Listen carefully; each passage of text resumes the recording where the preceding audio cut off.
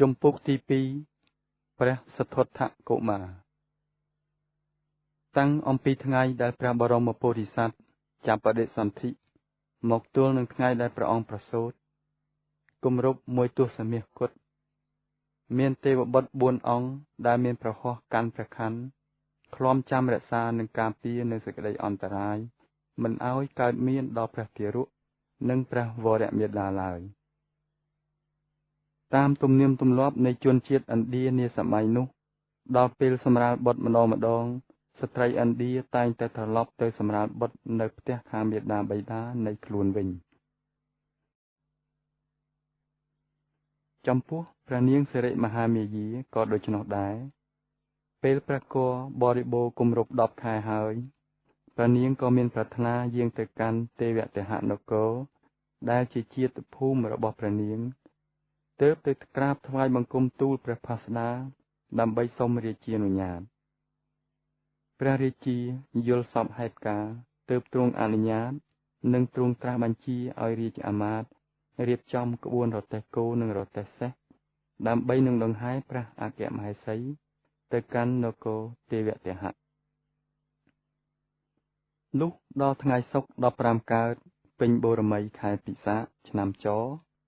មុនពុទ្ធសករាជ80ឆ្នាំគត់ព្រះនាងមហាមាយាទេវីចូលទៅថ្វាយបង្គំលាព្រះផស្តាហើយក៏យាងព្រះដំណើរចេញទៅកាន់ស្រុកកំណើតជាមួយអស់ពួកសេនាភីលៀងដែលជាបរិវារនៅក្នុងព្រះរាជដំណើរព្រះនាងបានឈប់សម្រាកព្រះកាយនៅពាក់កណ្ដាលផ្លូវនៅក្នុងឧទ្យានមួយឈ្មោះលំពិនីដែលស្ថិតនៅចំព្រំដែននៃនគរទាំងពីរគឺនគរកបិលពស្តុនិងទេវទហៈព្រៃលំពិនីមានខ្យល់អាកាសត្រជាក់បក់ស្រួលណាស់រុក្ខជាតិនិងវល្លិជាតិលូតលាស់ពណ៌បៃតងស្រស់គួរឲ្យគយគន់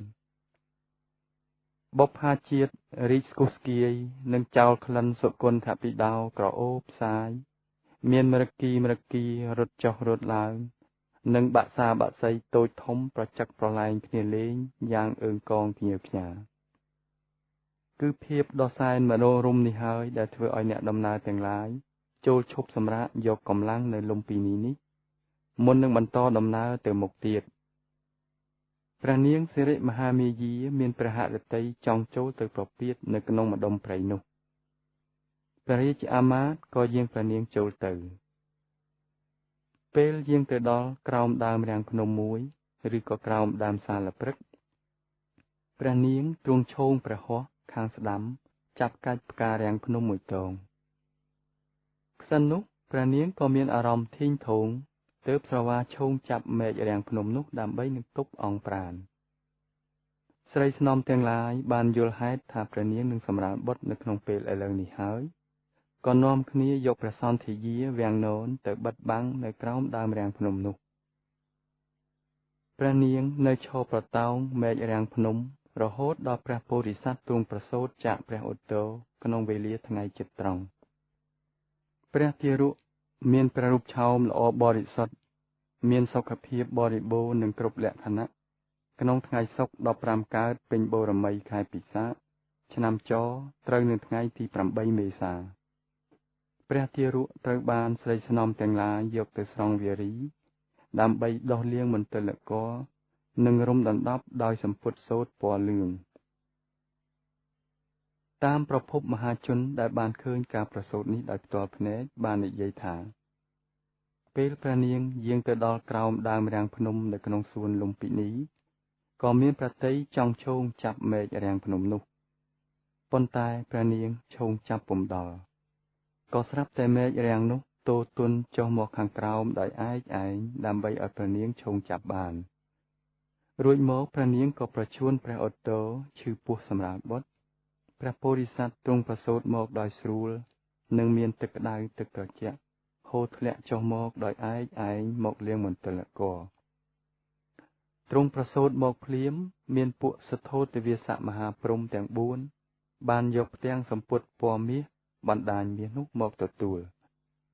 ចតុមហារាជរក្សាទិសទាំង4បានទទួលយកពីមហាព្រំពួកស្រីស្នំក៏ទទួលយកពីដៃចតុមហារាជបន្តទៅទៀត ព្រះរាជកុមារទ្រង់សម្រោតចុះចាកពីដៃស្រីស្នំរួចទ្រង់ប្រថាប់ឈរស៊ប់លើផែនដីដោយព្រះបាទទាំងគូមហាព្រហ្មយកខ្លោះស្វែតឆ័ត្រមកបើកបាំងថ្វាយសុយាមទេវរាជយកផ្លិតមកបក់ថ្វាយទេវបុត្រមួយអង្គកាន់កែវ7ប្រការទេវបុត្រមួយអង្គកាន់សុវណ្ណបាតទុកស្បែកជើងមាសនិងទេវបុត្រមួយអង្គទៀតកាន់គ្រឿងប្រដាប់រាជទាំង5យ៉ាងគឺមកុដ1ព្រះខ័ន1ស្វែតឆ័ត្រ1សុពណ៌បាត1និងវាលវិជ្ជនី1ព្រះពោធិសត្វក៏ទ្រង់ប្រមាលមើលទៅកាន់ទិសទាំង10គឺទិសធំ4និងទិសតូច4ទិសខាងក្រោមនិងទិសខាងលើក៏ពុំឃើញមានជនណាម្នាក់ស្មើនឹងព្រះអង្គឡើយទើបទ្រង់កំណត់ទុកនៅក្នុងព្រះហឫទ័យថានេះជាទិសខាងជើងទិសឧត្តររំពេចនោះព្រះអង្គទ្រង់ប្រថាប់ឈរបែរព្រះភ័ក្ត្រទៅទិសឧត្តរនោះរួចហើយទ្រង់យាងទៅអស់7ជំហាននិងក្នុងជំហាននីមួយមានផ្កាឈូកផុសលេចចេញអំពីដីមកទ្រព្រះបាទបន្ទាប់មកព្រះពោធិសត្វក៏បន្លឺនៅព្រះអសភិវាចាថាខ្លួនអាត្មាអញជាកំពូលនៃលោកជាបុគ្គលដ៏ប្រសើរវិសេសលើសគេនៅក្នុងលោកជាចម្បងជាងគេទាំងអស់នៅក្នុងលោកជាតិនេះគឺជាកំណើតចុងក្រោយបំផុតរបស់អាត្មាអញអំណះពីជាតិនេះតទៅអាត្មាអញនឹងមិនកើតទៀតឡើយក្នុងពេលប្រសូតនេះមានហេតុអស្ចារ្យផ្សេងនៅក្នុងលោកនេះក៏បានកើតឡើងដោយសារបារមីនៃព្រះរាជកុមារប្រតិពីក៏កក្រើករំពើខុសអំពីប្រក្រតីរុក្ខជាតិក៏មានផ្លែទុំខ្ចីបុប្ផាក៏រីកស្រស់ស្គុះស្គាយបក្សាបក្សីក៏ស្រែកច្រៀងយ៉ាងសប្បាយអើងកងមនុស្សម្នាប្រុសស្រីនិងពួកក្សត្រទាំងពីរនគរកើតមានសេចក្តីសោមនស្សរីករាយក៏ព្រោះតែបានឃើញឆពន្ធរាំងសីពន្លឺ6ពណ៌នៃព្រះនាងមហាមាយាទេវីនិងព្រះរាជកុមារពេលរាជបរិពារទាំងឡាយដង្ហែព្រះនាងមហាទេវីនិងបុត្រាមកដល់ព្រះបរមរាជវាំងវិញព្រះពោធិសត្វត្រូវស្រីស្នំនាំយកទៅដោះលាងជំរះមន្ទិលនិងទឹកក្តៅអ៊ុនម្ដងទៀតមុននឹងយកទៅផ្ដេកផ្ដិតចិត្តព្រះវរមេដាកាលបានជ្រាបដំណឹងនេះហើយព្រះបាទសទ្ធោទនៈស្ដេចក៏យាងមកជាបន្ទាន់ដើម្បីជួបជាមួយព្រះអគ្គមហេសីនិងព្រះរាជបុត្រាព្រះមហាក្សត្រទ្រង់មានព្រះអំណរយ៉ាងខ្លាំងកាលបានទតឃើញព្រះអគ្គមហេសីនិងព្រះរាជបុត្រាបានសេចក្តីសុខនារាត្រីនោះមានឥសីមួយអង្គឈ្មោះអសិតតាបោះកាលទេពិលរស់នៅក្នុងព្រៃភ្នំជិតព្រះរាជវាំងនោះនឹងត្រូវជាជីតុនគ្រូអាចារ្យនៃព្រះបាទសទ្ធោទនៈផងបានសង្កេតឃើញមានពន្លឺរស្មីចាំងផុសឡើងព័ទ្ធជុំវិញព្រះរាជដំណាក់នៃព្រះមហាក្សត្រអសិតឥសីក៏បានកាត់យល់ថាហេតុការណ៍នេះជាប្រផ្នូលមួយដ៏ពិសេសអស្ចារ្យលោកក៏និមន្តចុះអំពីលើភ្នំដោយទប់ព្រះអង្គកាយនឹងឈើច្រត់ចូលមកកាន់សំណាក់ព្រះរាជាដើម្បីសួរសុខទុក្ខពេលអសិតតាបោះនិមន្តដល់ព្រះរាជាទ្រង់ធ្វើគារវៈស្វាគមន៍រួចហើយក៏ទ្រង់ត្រាស់បញ្ជាឲ្យពួកស្រីស្នំនាំព្រះពោធិសត្វមកថ្វាយអសិតតាបោះដើម្បីទតពេលអសិតតាបោះអោនពិនិត្យរូបលក្ខណៈព្រះរាជកុមារក៏ស្រាប់តែព្រះបាទទាំងគូរបស់ព្រះពោធិសត្វកញ្ជ្រោលពីដៃស្រីស្នំទៅប្រថាប់នៅលើក្បាលអសិតតាបោះដោយចៃដន្យអសិតតាបោះក៏ទម្លាក់ខ្លួនក្រាបថ្វាយបង្គំព្រះរាជកុមារអស់ចំនួន3ដងកាលព្រះរាជាបានទតឃើញនៅភាពដ៏អស្ចារ្យដូច្នោះកើតឡើងព្រះអង្គក៏លុតជង្គង់ថ្វាយបង្គំបុត្ររបស់ព្រះអង្គជាលើកទី1ដូចជាអសិតតាបោះក្នុងពេលនោះភ្លាមដែរបន្ទាប់ពីបានពិនិត្យព្រះលក្ខណៈនៃព្រះពោធិសត្វសពគ្រប់មកអសិតតាបោះក៏ព្យាករនៅក្នុងចិត្តថាអោព្រះរាជកុមារនេះនឹងបានត្រាស់ជាព្រះពុទ្ធឥតមានសង្ស័យអ្វីឡើយកាលបានដឹងនៅហេតុយ៉ាងដូច្នោះហើយអសិតតាបោះក៏តាំងសើចក្អាកក្អាយមួយសន្ទុះមកក៏បែរជាយំសោកយ៉ាងខ្លាំងទៅវិញ ព្រះរាជាស្រឡាំងកាំងទើបទ្រង់ត្រាស់សួរជាបន្ទាន់ថាកាលៈទេវលតាបោះតើមានរឿងអ្វីកើតឡើងឬតើព្រះរាជកុមារនេះឥតមានភ័ព្វសំណាងទេឬអ្វីអសិតតាបោះលើកដៃជូតទឹកភ្នែកក្រវីក្បាលមុននឹងបង្គំទូលថាបពិតមហារាជព្រះរាជកុមារនេះមិនមែនជាអ្នកនយោបាយទេបើសិនជានៅគ្រប់គ្រងគេហដ្ឋានក៏នឹងបានជាស្ដេចចក្រពត្តិបើចេញទ្រង់ព្រះភ្នោះក៏នឹងបានជាសាស្តាឯកនៅក្នុងលោកព្រះអង្គជាមហាបរោះនៃពន្លឺត្រាស់ដឹងដែលយកឋានសួគ៌និងឋានមនុស្សលោកធ្វើជាលំនៅឋានរបស់ព្រះអង្គនិងយកសត្វលោកទាំងអស់ជាញាតិសន្តានការដែលអាត្មាសើចនោះក៏ព្រោះតែអាត្មាមានអំណរនឹងព្រះអាយបុត្រនឹងបានត្រាស់ជាព្រះពុទ្ធមួយអង្គនៅក្នុងពេលខាងមុខនេះប៉ុន្តែហេតុដែលអាត្មាយំវិញនោះក៏ព្រោះតែអាត្មាគិតអាណិតខ្លួនឯងថាជាមនុស្សអភ័ព្វជាមនុស្សឥតព្រេងវាសនានឹងនៅទាន់ព្រះពុទ្ធដូចគេដូចឯងនឹងគ្មានភ័ព្វសំណាងបានស្ដាប់នៅសំឡេងព្រះអរិយសច្ចធម៌ដែលព្រះអង្គបានរកឃើញផងទេបពិតមហារាជព្រះអង្គនិងនគររបស់ព្រះអង្គមានភ័ព្វសំណាងខ្ពស់ណាស់ដែលមានព្រះពោធិសត្វដ៏មានបុណ្យបែបនេះកើតឡើងនៅក្នុងព្រះនគរបន្ទាប់ពីព្យាកររួចមកកាលៈទេវលតាបោះក៏លាព្រះបាទសទ្ធោទនៈទៅកាន់លំនៅនៃប្អូនស្រីរបស់ខ្លួនហើយបង្គាប់នាលកៈជាក្មួយប្រុសថាចូលក្មួយឯងបួសដើម្បីរងចាំព្រះរាជឱរសនៃព្រះបាទសទ្ធោទនៈដែលនឹងចេញបួសហើយនឹងបានត្រាស់ដឹងជាព្រះពុទ្ធពុំខាននាលកៈក៏បានលះបង់ផ្ទះសម្បែងទ្រព្យសម្បត្តិចេញទៅបួសតាមបណ្ដាំរបស់ឪពុកធំចំណែកឯកាលៈទេវលតាបោះក្រោយមកក៏ធ្វើមរណកាលមុនពេលដែលព្រះពុទ្ធបានសម្រេចការត្រាស់ដឹងមែនការទស្សទាយរបស់អសិតតាបោះធ្វើឲ្យព្រះរាជាមានព្រះហឫទ័យខ្វល់ខ្វាយយ៉ាងខ្លាំងពីព្រោះព្រះអង្គមិនចង់ឲ្យបុត្រាតែមួយរបស់ព្រះអង្គខ្លាចទៅជាអ្នកបួសដូចជាតាបោះឥសីដែលរស់នៅក្នុងព្រៃភ្នំក្រំថ្មឡើយបន្ទាប់អំពីព្រះរាជកុមារប្រសូតបាន5ថ្ងៃមកព្រះមហាក្សត្រទ្រង់ប្រារព្ធនៅពិធីថ្វាយព្រះនាមដល់ព្រះរាជឱរសទើបទ្រង់ក៏ប្រជុំអស់ពួកវង្សក្សត្រប្រមុខមន្ត្រីនិងព្រាហ្មណ៍ទាំងឡាយនៅក្នុងព្រះរាជនិវេសនៈព្រះរាជានិមន្តព្រាហ្មណ៍108រូបមកទទួលចង្ហាន់ប៉ុន្តែព្រះរាជាទុកតែព្រាហ្មណ៍8រូបដែលជាអ្នកចេះចាំស្ទាត់នៅគម្ពីរត្រៃវេទដើម្បីព្យាករនិងថ្វាយព្រះនាមព្រាហ្មណ៍ទាំង8រូបនោះគឺរាមព្រាហ្មណ៍1លក្ខណៈព្រាហ្មណ៍1យញ្ញព្រាហ្មណ៍1ថច្ចព្រាហ្មណ៍1ភោជព្រាហ្មណ៍1សុទត្តព្រាហ្មណ៍1សុយាមព្រាហ្មណ៍1និងកោណ្ឌញ្ញព្រាហ្មណ៍1មានព្រាហ្មណ៍7នាក់ពីទី1ទៅដល់ទី7បានលើកម្រាមដៃទាំងពីរទាយជាពីរចំណែកដូចជាអសិតតាបោះដែរថាបពិតព្រះសម្បត្តិទេពបើព្រះរាជកុមារនៅជាខរិវាសសោយរាជរហូតទៅនឹងបានជាស្ដេចចក្រពត្តិប្រកបដោយគុណធម៌ជាធម្មរាជ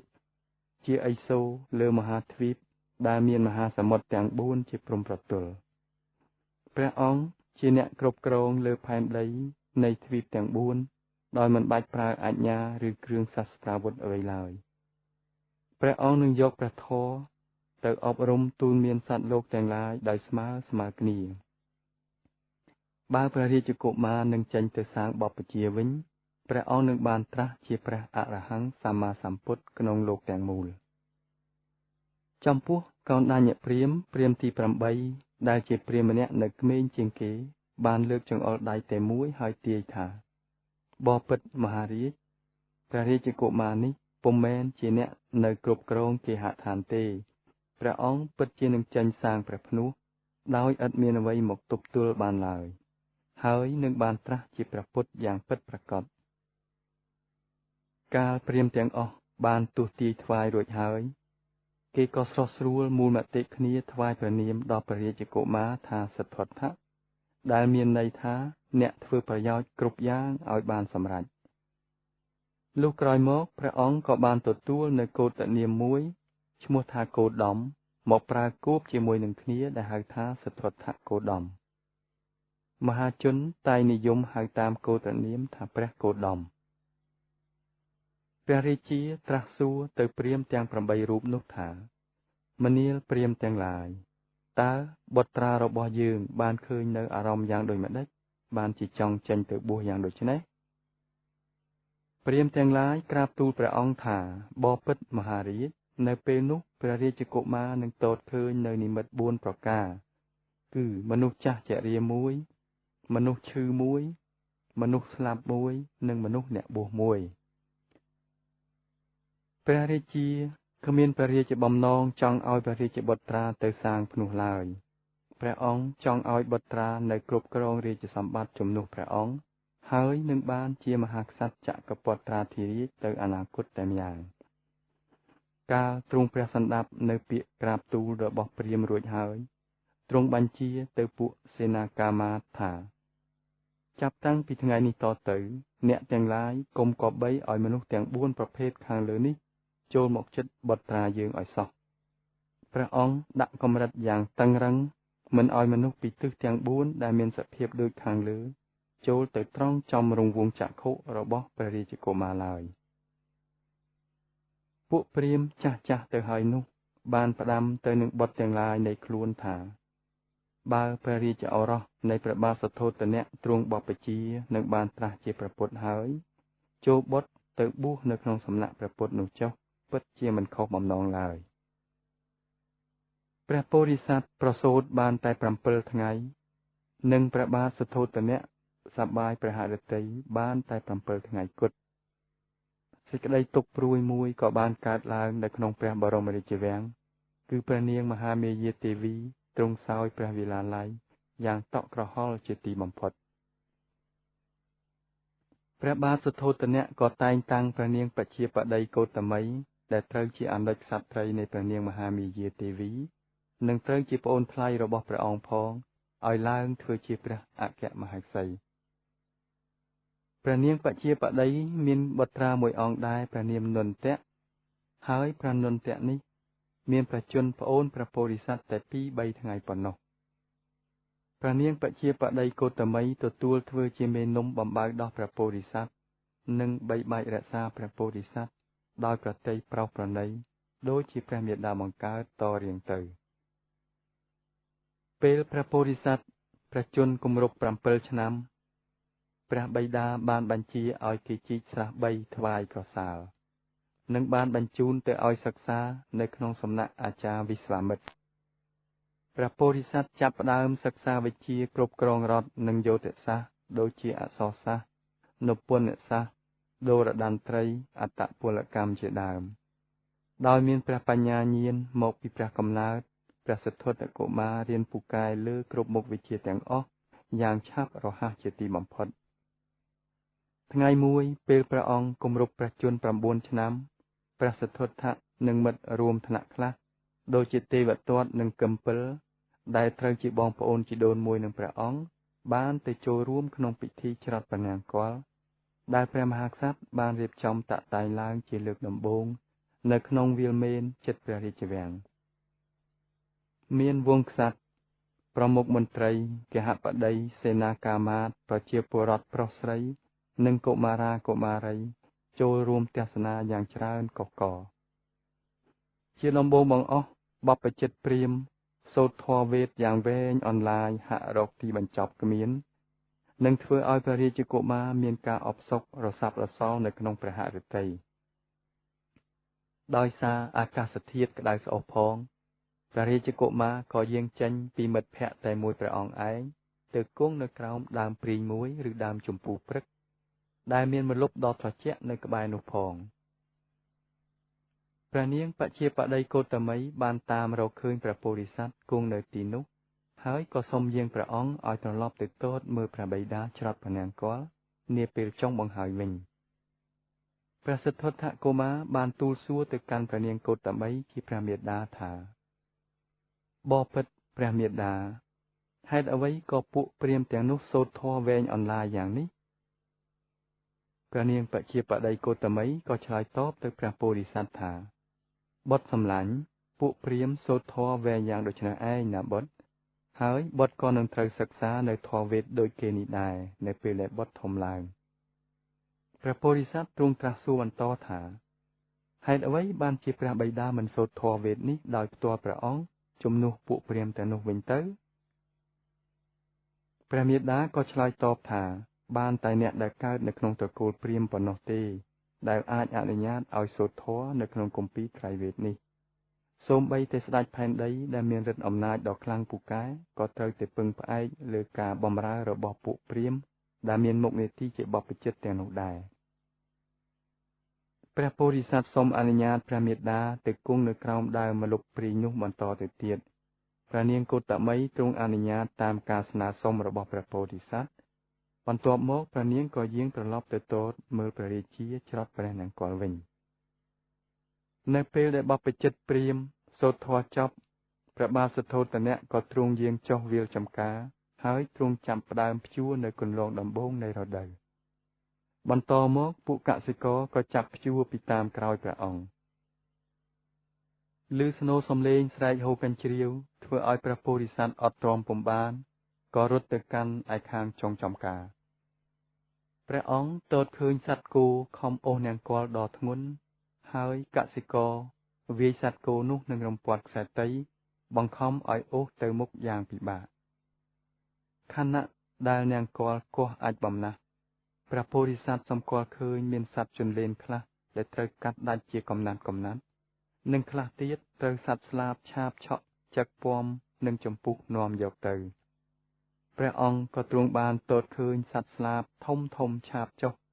រួចខ្ញាំយ៉ាងជាប់នៅសត្វស្លាបតូចនៅក្នុងក្រញាំជាពិសេសព្រះអង្គបានទតឃើញសត្វពស់មួយកំពុងលេបបង្គួយយ៉ាងពិបាករួចហើយក៏ស្រាប់តែមានសត្វខ្លែងដ៏ធំមួយមកឆាបខ្ញាំយកពស់នោះបន្តទៅទៀតព្រះពោធិសត្វក៏រត់ត្រឡប់ទៅកាន់ម្លប់ដើមព្រីងនោះវិញយ៉ាងរហ័សព្រះអង្គទ្រង់គង់បត់ព្រះភ្នែនបិទព្រះនេត្រទាំងគូរួចទ្រង់កំណត់នៅអានាបានសតិញ៉ាំងនៅបឋមឈានឲ្យកើតឡើងព្រះអង្គផ្ដោតអារម្មណ៍ខ្លាំងជាងគេទៅលើរូបភាពដែលកើតឡើងនៅក្នុងចំការនិងសត្វស្លាបទាំងឡាយនោះ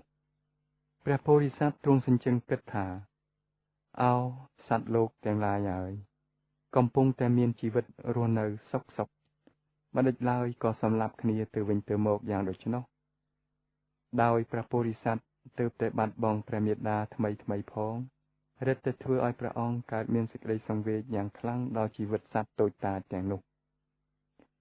គ្រាន់តែចប់ពិធីច្រត់ព្រះនង្គ័លភ្លាមព្រះមហាក្សត្រនិងព្រះនាងបជាបតីកូតមីបានយាងទៅរកព្រះពោធិសត្វនៅក្រៅម្លប់ដើមព្រីងនោះវិញទាំងពីរព្រះអង្គបានទតឃើញព្រះពោធិសត្វកំពុងតែគង់ស្មឹងស្មាតនឹងថ្កល់មួយកន្លែងយ៉ាងស្ងៀមស្ងាត់សភាពបែបនេះបានធ្វើឲ្យព្រះរាជាភ្លឹកនិងទ្រង់ព្រះចិន្តាអស់មួយស្របក់ថាបើបុត្រានៃអាត្មាអញចេះអង្គុយស្មឹងស្មាតតែមួយព្រះអង្គឯងតាំងពីព្រះជន្មនៅក្មេងខ្ចីយ៉ាងនេះម្លេះសំពាកព្យាកររបស់អសិតតាបោះនឹងคล้ายទៅជាការពិតពុំខានឡើយកាលបានទតឃើញនៅបដិហាបែបនេះព្រះរាជាក៏ទ្រង់ក្រាបថ្វាយបង្គំព្រះរាជបុត្រាម្ដងទៀតជាលើកទី2ក្នុងពេលនោះភ្លាមទៅព្រះរាជាក៏យាងត្រឡប់ទៅកាន់ព្រះរាជនិវេសនដ្ឋានវិញតែមួយអង្គឯងដោយយានអច្ឆរិយមិនយូរប៉ុន្មានព្រះសិទ្ធត្ថកុមារបានបើកព្រះនេត្រឡើងទ្រង់ទតឃើញព្រះមាតាកំពុងតែញញឹមដាក់ព្រះពោធិសត្វទូលសួរទៅព្រះមាតាថាបបិទ្ធព្រះមាតាទូលបង្គំគិតថាទោះបីខំសូត្រធម៌តាមគម្ពីរវេទយ៉ាងណាក៏ដោយក៏មិនអាចជួយសង្គ្រោះដល់ជីវិតសត្វគោជន្លេនពស់បង្គួយនិងសត្វស្លាបទាំងឡាយនោះបានដែរ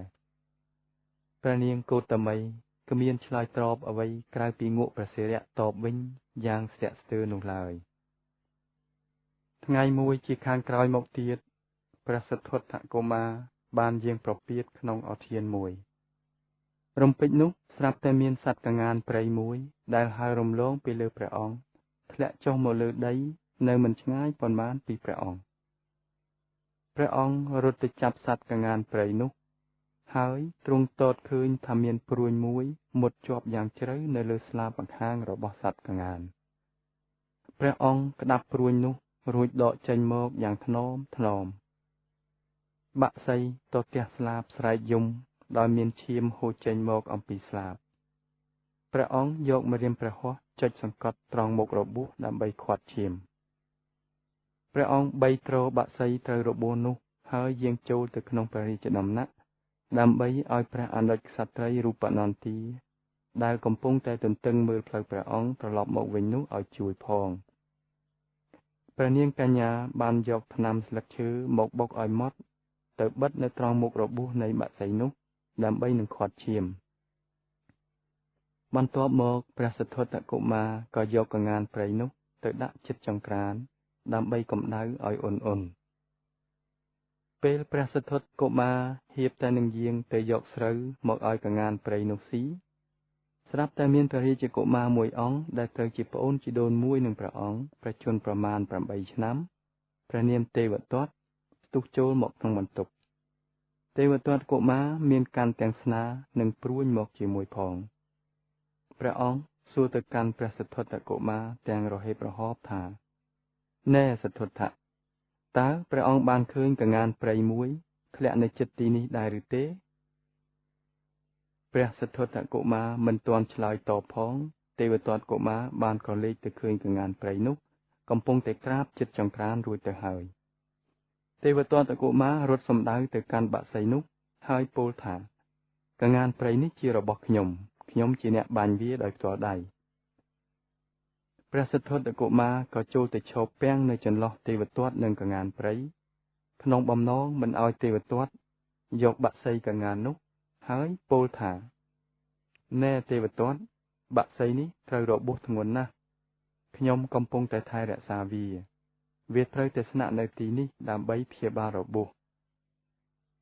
ទេវទត្តកុមារច្រឡោតខឹងយ៉ាងខ្លាំងដោយមិនចង់ទុកកងានព្រៃនៅក្នុងទីនេះ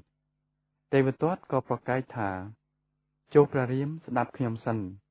ពេលបក្សីនេះហើរឲ្យលើមេឃវាមិនមែនជាកម្មសិទ្ធិរបស់អ្នកណាម្នាក់ទេខណៈដែលខ្ញុំជាអ្នកបានបាញ់វាធ្លាក់អំពីលើមេឃវាត្រូវតែជាកម្មសិទ្ធិរបស់ខ្ញុំពាក្យរបស់ទេវទត្តស្ដាប់ទៅដូចជាត្រឹមត្រូវណាស់ប៉ុន្តែពាក្យនេះធ្វើឲ្យព្រះសិទ្ធត្ថកុមារអាអន់ព្រះហឫទ័យ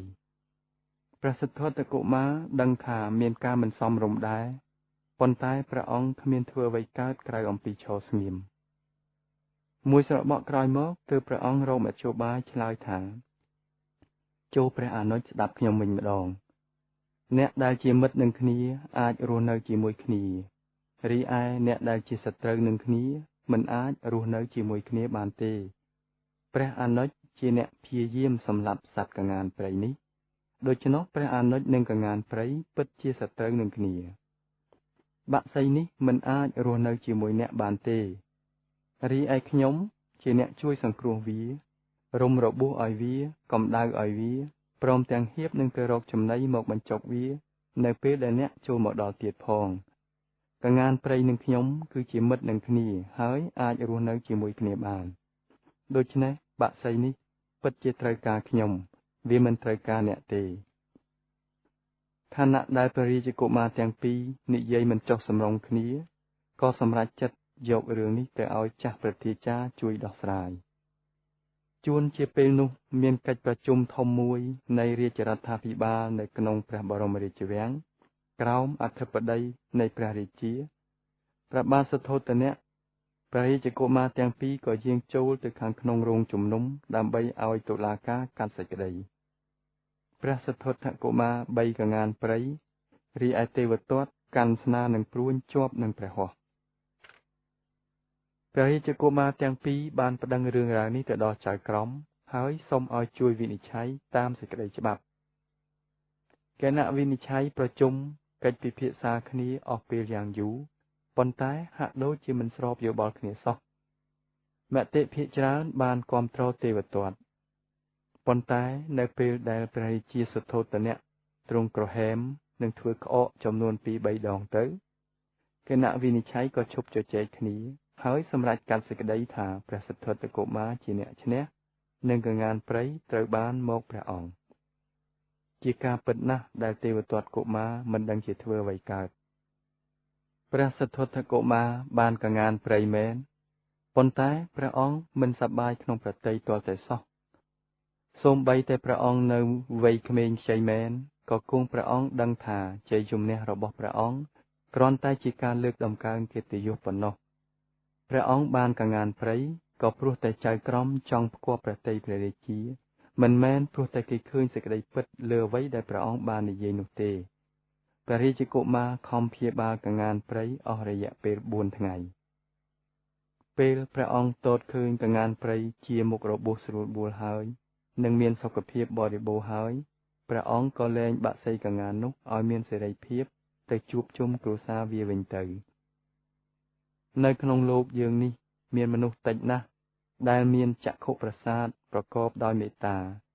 គេតែងតែពោពេញទៅដោយអំពើខុសខើនិងគំនុំគុំគួនគ្នាទៅវិញទៅមកមិនចេះចប់អ្នកទុនខ្សោយតែងតែមានការគៀបសង្កត់ជិះជាន់អំពីសំណាក់អ្នកខ្លាំងពូកែឬអ្នកមានអំណាចមានតែមេត្តានិងករុណាទេដែលអាចកាច់បំបាក់សេចក្តីឈឺចាប់នៃសត្វលោកនេះបាន